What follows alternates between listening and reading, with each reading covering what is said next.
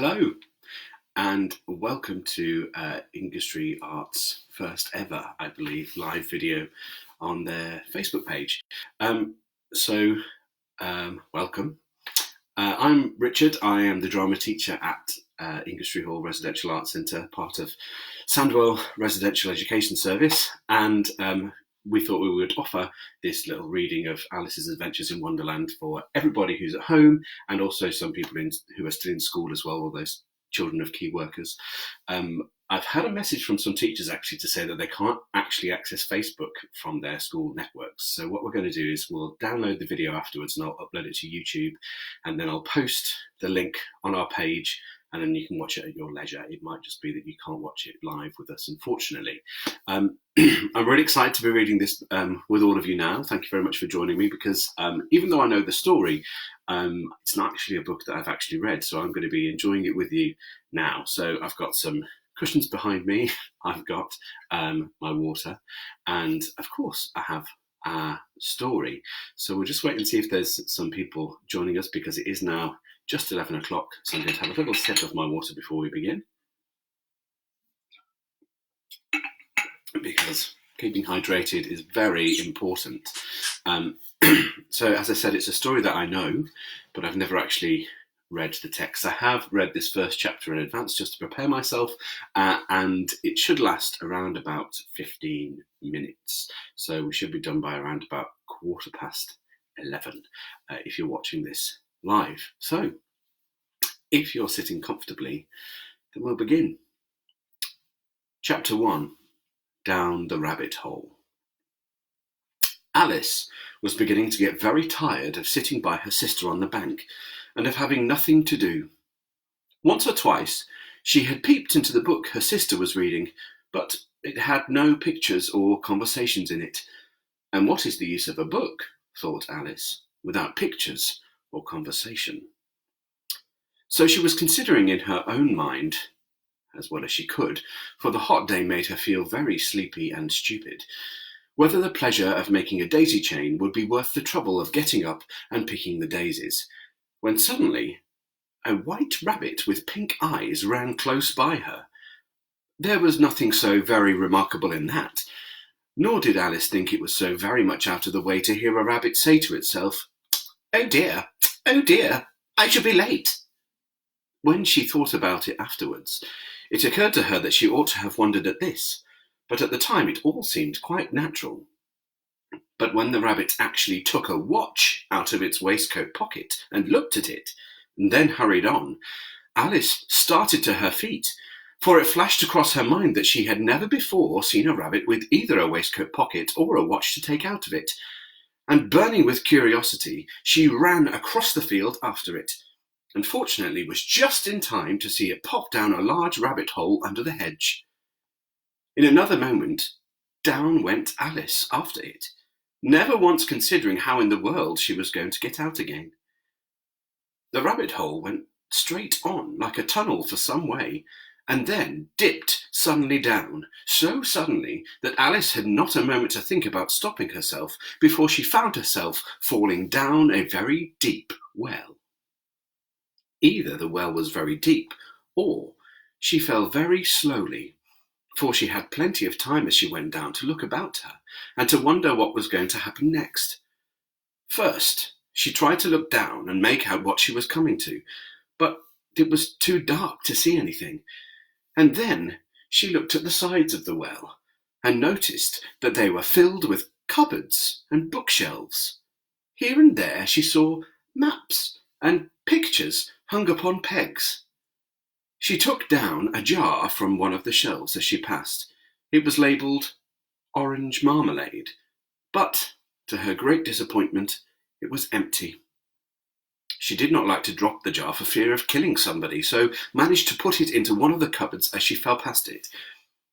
Well, thought Alice to herself, after such a fall as this, I shall think nothing of tumbling down the stairs. How brave they'll all think of me at home. Why, I wouldn't say anything about it even if I fell off the top of a house, which was very likely true. Down, down, down. Would the fall never come to an end?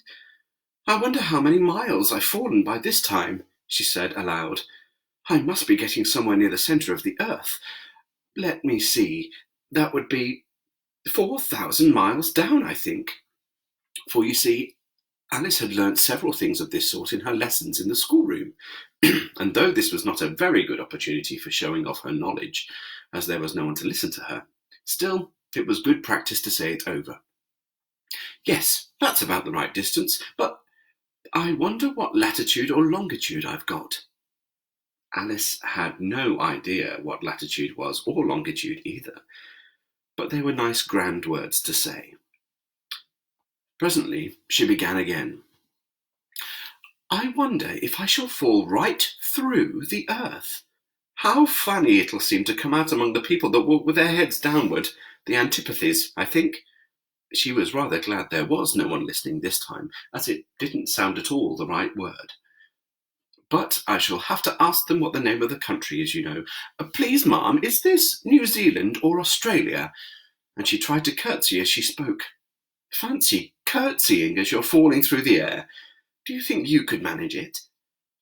And what an ignorant little girl she'll think of me for asking. No, it'll never do to ask. Perhaps I shall see it written up somewhere. Down, down, down. There was nothing else to do, so Alice soon began talking again. Dinah will miss me very much tonight, I should think. Dinah was the cat. I hope they'll remember her saucer of milk at tea time. Dinah, my dear, I wish you were here down with me. There are no mice in the air, I'm afraid, but you could catch a bat, and that's very like a mouse, you know. But do cats eat bats, I wonder?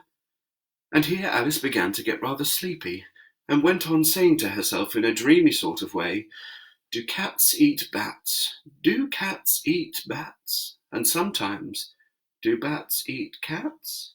For you see, as she couldn't answer either question, it didn't much matter which way she put it. She felt she was dozing off, and had just begun to dream that she was walking hand in hand with Dinah, and saying to her very earnestly, Now, Dinah, tell me the truth. Did you ever eat a bat?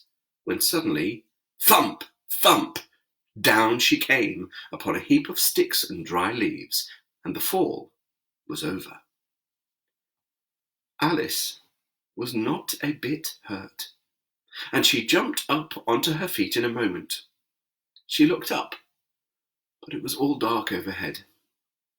Before her was another long passage, and the White Rabbit was still in sight, hurrying down it. There was not a moment to be lost. Away went Alice like the wind, and was just in time to hear it say as it turned the corner, Oh, my ears and whiskers, how late it's getting. She was close behind it when she turned the corner, but the rabbit was no longer to be seen. She found herself in a long, low hall, which was lit up by a row of lamps hanging from the roof. There were doors all around the hall, but they were all locked. And when Alice had been all the way down one side and up the other, trying every door, she walked sadly down the middle, wondering how she was ever to get out again. Suddenly, she came upon a little three-legged table, all made of solid glass. There was nothing on it except a tiny golden key, and Alice's first thought was that it might belong to one of the doors of the hall. But alas, either the locks were too large or the key was too small, but at any rate it would not open any of them. However, on the second time around, she came upon a low curtain. She had not noticed it before, and behind it was a little door, about 15 inches high. She tried the little golden key in the lock, and to her great delight, it fitted. Alice opened the door and found that it led into a small passage, not much larger than a rat hole. She knelt down and looked along the passage into the loveliest garden you ever saw. How she longed to get out of that dark hall and wander around those beds of bright flowers and those cool fountains.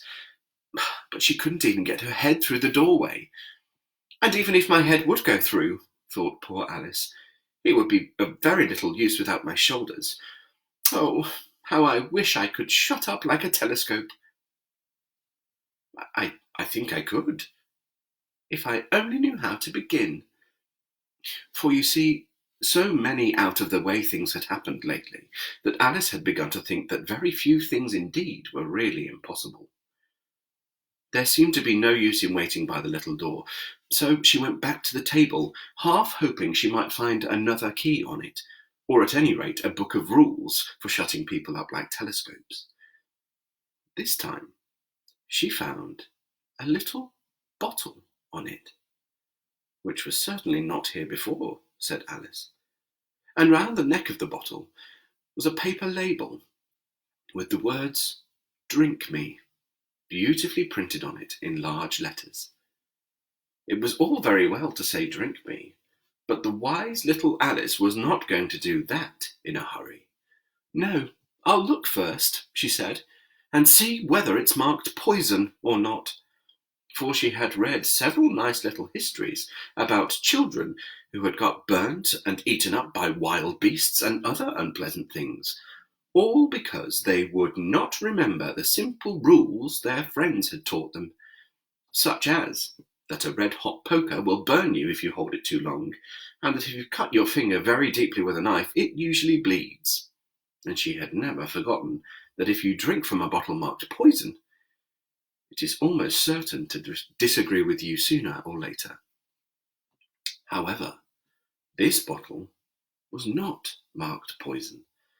So Alice ventured to taste it, and finding it very nice, it had in fact a sort of mixed flavour of cherry tart, custard, pineapple, roast turkey, toffee, and hot buttered toast, and she soon finished it off. "What a curious feeling," said Alice. "I must be shutting up like a telescope." And so it was indeed. She was now only 10 inches high, and her face brightened up at the thought that she was now the right size for going through the little door into that lovely garden. First, however, she waited for a few minutes to see if she was going to shrink any further. She felt a little nervous about this, for it might end, you know, said Alice to herself, in my going out altogether like a candle. I wonder what I should be like then. And she tried to fancy what the flame of a candle is like after the candle is blown out, for she could not remember ever having seen such a thing. After a while, finding that nothing more happened, she decided on going into the garden at once. But, alas for poor Alice! When she got to the door, she found she had forgotten the little golden key, and when she went back to the table for it, she found she could not possibly reach it. She could see it quite plainly through the glass, and she tried her best to climb up one of the legs of the table, but it was too slippery. And when she had tired herself out with trying, the poor thing sat down and cried. "Come, there's no use in crying like that," said Alice to herself rather sharply. "I advise you leave off this minute." She generally gave herself very good advice, though she very seldom followed it. And sometimes she scolded herself so severely as to bring tears into her eyes. And once she remembered trying to box her own ears in for having cheated herself in a game of croquet she was playing against herself, for this curious child was very fond of pretending to be two people. "But it's no use now," thought poor Alice, "to pretend to be two people. Why, there's hardly enough of me left to make one respectable person." Soon her eye fell on a little glass box that was lying under the table. She opened it and found in it a very small cake, on which the words "Eat me" were beautifully marked in currants. "Well, I'll eat it," said Alice, "and if it makes me grow larger, I can reach the key. And if it makes me grow smaller, I can creep under the door, so either way I'll get into the garden, and I don't care what happens." She ate a little bit and said anxiously to herself, "Which way? Which way?" holding her hand on the top of her head to feel which way it was growing, and she was quite surprised to find that she remained the same size. To be sure, this generally happens when one eats cake, but Alice had got so much in the way of expecting nothing but out-of-the-way things to happen that it seemed quite dull and stupid for life to go on in the common way. So she set to work, and very soon finished off the cake. And that is the end of chapter 1. So thank you very much for joining me and for sharing in this story. I'm really looking forward to reading chapter 2 tomorrow with all of you. So join me again at 11 o'clock live on our Facebook page. If you want to read along, you can find a copy of this on, if you Google the Gutenberg Project, I think it's GUTENBERG.org. It's an online library of over 6,000 public domain books. So you can download it, you can look at it as a PDF, you can browse it online. So if you do want to read along, head over to the Gutenberg Project and have a browse of what other books they've got. Looking forward to chapter 2 tomorrow. I will see you then. Thank you very much. Bye.